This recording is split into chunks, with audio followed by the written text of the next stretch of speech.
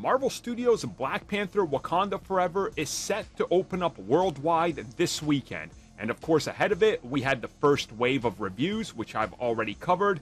Now it's time to talk about the Rotten Tomatoes score with the first wave of reviews. So let's talk about the highly impressive debut score.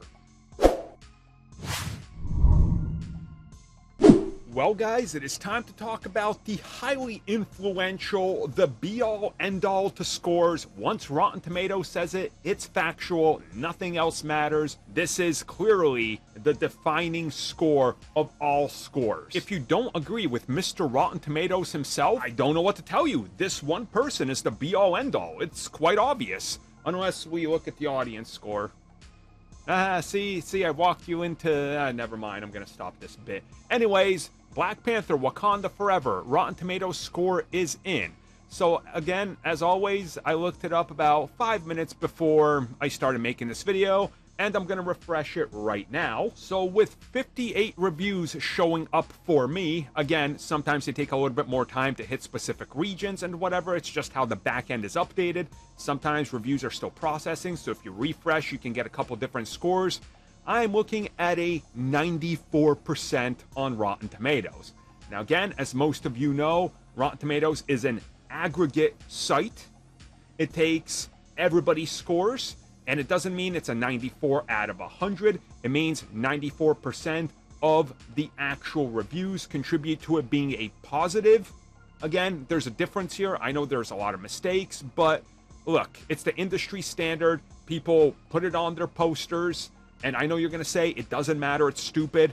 Well, then keep that energy up with Black Adam, who put up the audience score, and then keep that energy up with Top Gun Maverick, who put up the actual tomato meter, or Marvel Studios when they do it, or anybody else. Again, I know, look, please stop the same stupid argument. Rotten Tomatoes isn't the be-all, end-all. We all know this, but it's an industry standard, so it is what it is.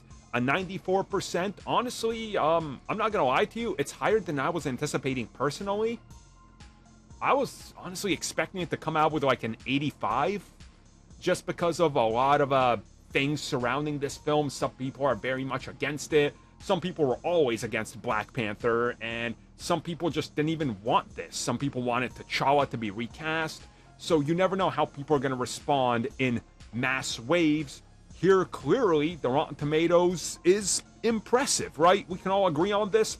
Again, I don't care about your audience score, okay? We'll talk about the audience score at a different date. We know that can be manipulated, whether you want to believe or not, whether you want to bring that up or not. That's not what we're talking about here, because there's no audience score yet. And some of you get so worked up about the damn audience score that I don't talk about it when I talk about the tomato meter when it first comes out.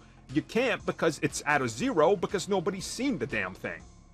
That makes crystal clear sense, right? Will this actual score impact anything? I don't know. I think if people were excited to see this film, they're gonna go regardless. This film could have a 12 on Rotten Tomatoes, and people would still go see it.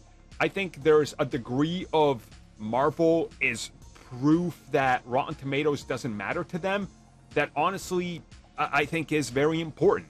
It's an argument to be made that people will go see most MCU things, whether it's rotten or not, whether it's sitting highly positive or not, and despite whatever audience score ends up being, there's a trust in the brand that some people have that they will not pay attention to review scores, which I always advocate you should do with everything, because nobody can decide for you whether you should see a thing or not.